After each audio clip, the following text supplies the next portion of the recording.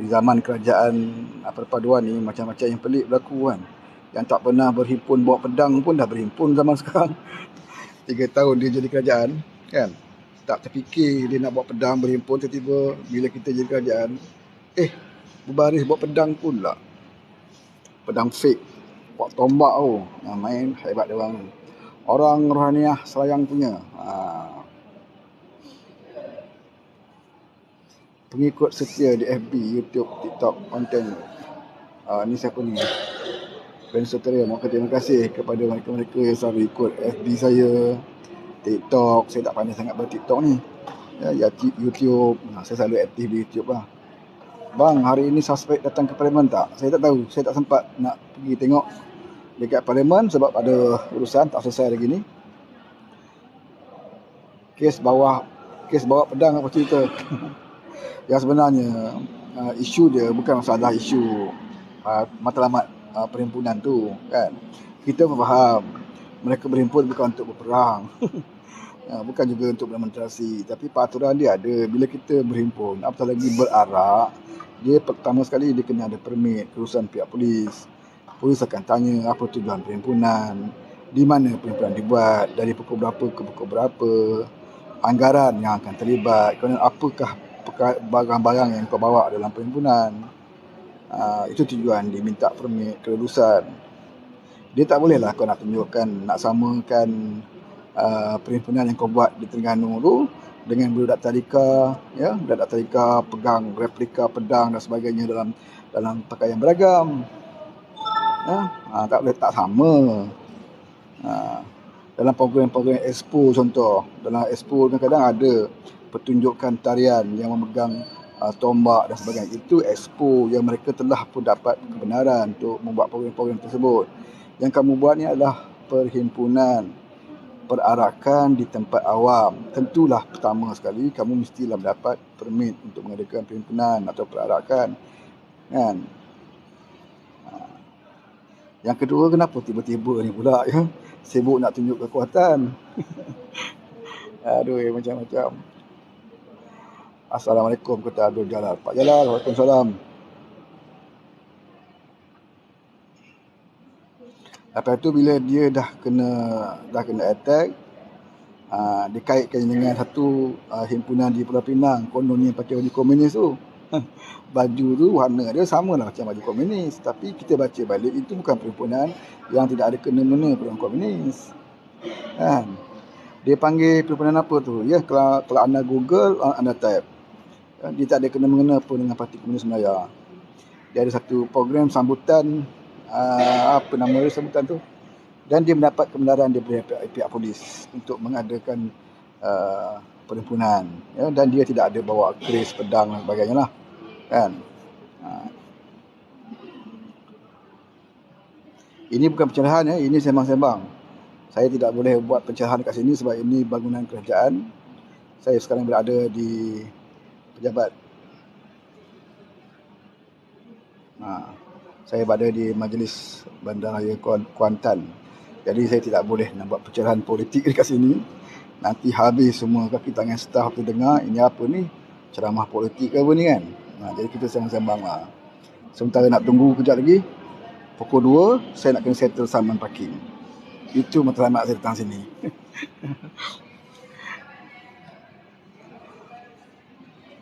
Walaupun kita dah jadi kerajaan kan, di kerajaan pusat ke, sekali Pahang pun buah kerajaan kita juga, buah kerajaan paduan kan.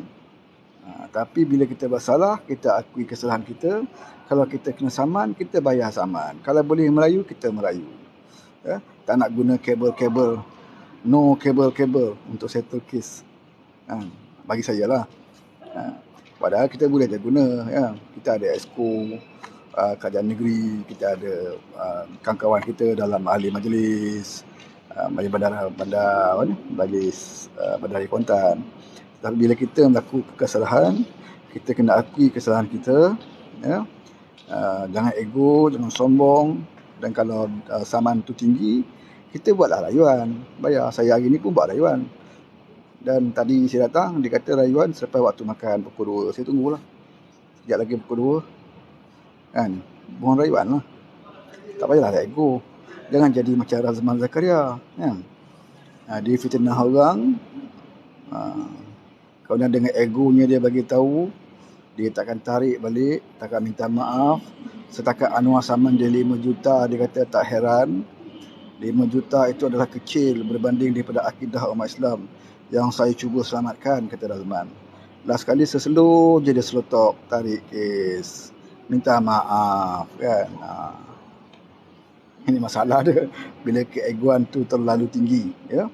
Ego ni sebenarnya dia tak kira siapa, ya. Penyakit ego ni dia tidak memilih kaum, dia tidak memilih bangsa, dia tidak memilih agama, dia tidak memilih rupa paras, dia tidak memilih jantina, dia tidak memilih sama ada ulama ke, kamu jahiliah ke, kamu golongan ulama ke, ya. Penyakit ego ini dia akan melanda sesiapa sajalah yang tidak boleh menjaga diri masing-masing. Walaupun ulama setinggi mana pun, ya, ilmu setinggi mana pun, tapi kalau ada mereka dijangkiti penyakit ego dan sombong, riak, ujub, maka hancur. Ya. Ada orang dia tidak ulama, dia manusia biasa. Kemungkinan banyak kejahilan dia dalam beberapa ilmu agama, tetapi hati dia bersih, dia tidak pernah ego, ya, sentiasa mengakui kesalahan, sentiasa memohon maaf. Itu sebenarnya lebih mulia daripada ulama-ulama ataupun lebay yang ego, ya. Cakap dentum-dentam seolah berani mati syahid, ya. Tapi akhirnya lentok, ya. Bila masuk mahkamah lagi dah terkulai layu, ya. Itu tak ada maruah lah, ya. Orang ni tak ada maruah lah ni. Din Besut, ini geng lama saya dulu ni. Apa khabar geng Besut, sihat? Saya sekarang ni bersiaran radio kadang-kadang dekat TikTok lah, live TikTok. Kadang saya buat hiburan sikit, berhibur sikit, menyanyi sikit. Ada masa lah, ada masa kita sembang macam ni, ada masa kita buka topik dan kita sembang macam-macam isu lah. Kebanyakan isu politik lah, kan. Orang politik ni dia kalau berjumpa, dia mesti cerita pasal politik. Tak boleh kata lah, kan. Macam orang kaki main bola juga, ya. Orang yang kaki main bola, sukan, dia bila jumpa kawan dia akan cerita pasal bola, MU lah, Liverpool lah, kan. Macam perempuan, kan, yang kaki memasak, kaki suka tanam pokok bunga dan sebagainya. Bila mereka jumpa kawan, dia akan cerita pasal masak, pasal pokok bunga, kan. Orang politik macam ni lah. Walaupun asalnya tajuk dia lain, akhirnya dia akan pergi kepada politik juga. Dia akan pergi ke politik juga. Siapa tu? Lebay ego. Botak tak ego ke? Ya, saya ego juga. Saya ego dengan lebay yang ego. Kita kena ego bersama dengan lebay-lebay yang ego. Kita tengoklah siapa yang lebih ego, kan. Kita juga ada siapa sini, Anwar baik sangat, saman je, kena ajar dia. Razman menang kerana fitnah, ya.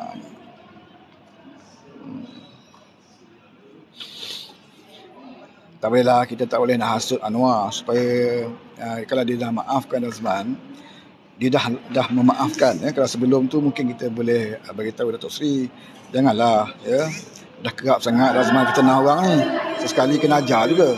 Tapi bila dah Datuk Seri membuat keputusan untuk memaafkan, ya, jangan kita pula menjadi penghasut. Benda yang baik tak apalah, kan.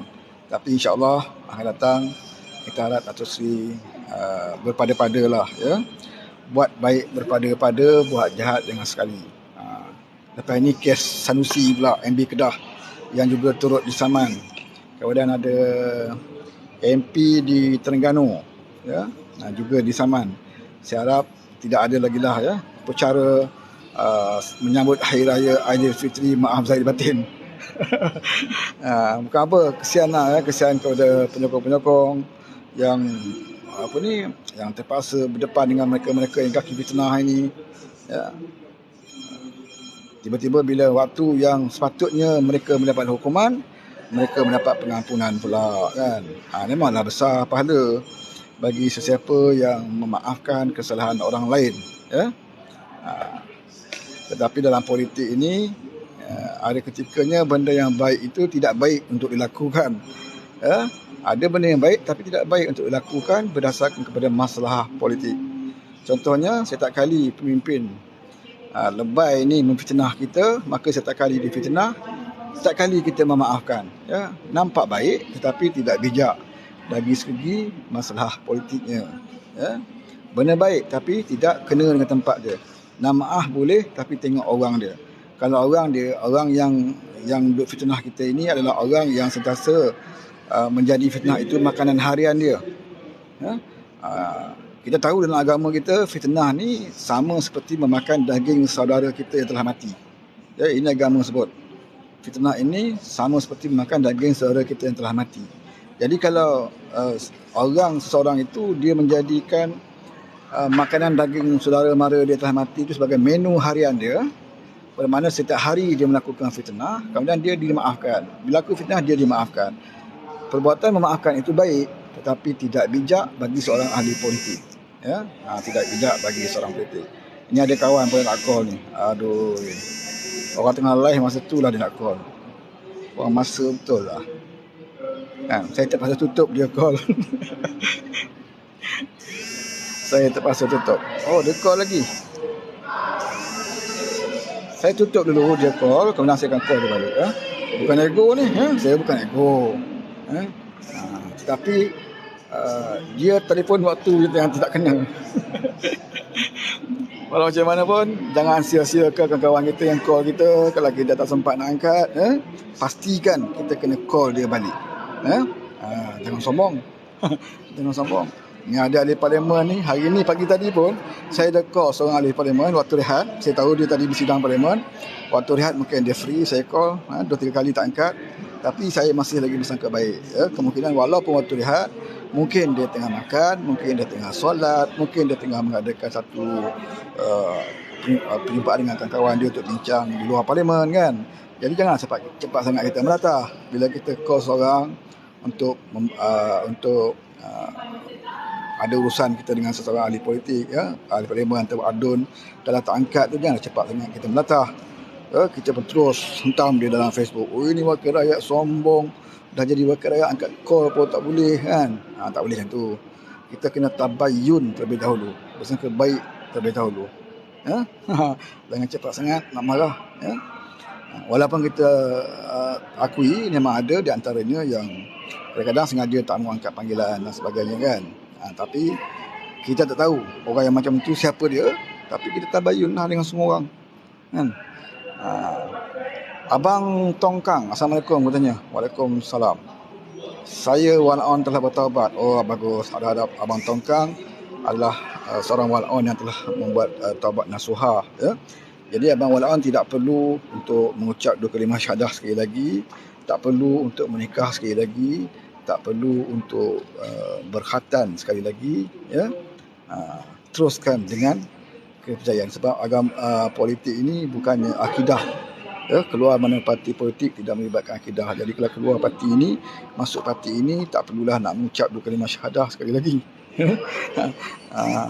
Jangan ikut cara lebay-lebay. Masuk pihak dia, maka disucikan sesuci-sucinya, seperti mana dia mensucikan Zahid dengan Najib dulu. Tapi bila bermusuh dengan dia, hari ini dia hentam Zahid macam nak gila kan. Sebab apa? Dah berpisah dengan dia, dah jadi janda dia. Waktu bersama dengan dia, bini dia terkentut pun wangi masa tu. Tapi bila dah bercerai dengan dia, habis dia judging orang bahawa bini dia ni suka kentut kan. Ni masalah lebay ni. Okey, dah menghampiri pukul 2. Saya pun nak ambil nombor kejap lagi, tak lepas nak bayar saman kan. Hentam halawan, hentam juga saman kena bayar. Pertahankan kenaikan gaji ulama, keyakinan akan kekal terpasak. Ini komen daripada Abang Tongkang. Abang Tongkang mantan walaon. Welcome Abang Tongkang kepada Kerajaan Perpaduan. Kepada walaon di luar sana, anda masih lagi ada masa untuk anda melakukan perubahan atas diri anda. Cukuplah kita cagarkan akal, otak, pemikiran kita kepada Debayun. Okey, cukup sampai di sini. Terima kasih banyak kepada rakan-rakan yang ada bagi gift tadi ya, bagi bunga lah apalah ya. Saya ucap terima kasih lah kepada anda ya. Siapa lagi tu? Okey, jumpa lagi. Guna 2 phone lah tuan, kata Abdul Jalal. Abdul Jalal kata guna 2 phone. Satu phone ni pun dah pecah-pecah belakang ni, kau tengok ni. Kalau kau tengok phone aku kan, dia punya casing ni pun dah pecah-pecah. Bukan casing lagi ni, body belakang ni dah pecah-pecah lah. Macam mana nak pakai 2 phone ya? Kena tunggulah ya. Kena tunggu kalau duit satu akaun dia telah dicairkan semula. Kan, saya cubalah jajah dengan abah kau dapat handphone baru kan. Okey, cukup dah pukul 2. Nanti kita terlambat ambil giliran. Jumpa lagi. Assalamualaikum, bye bye.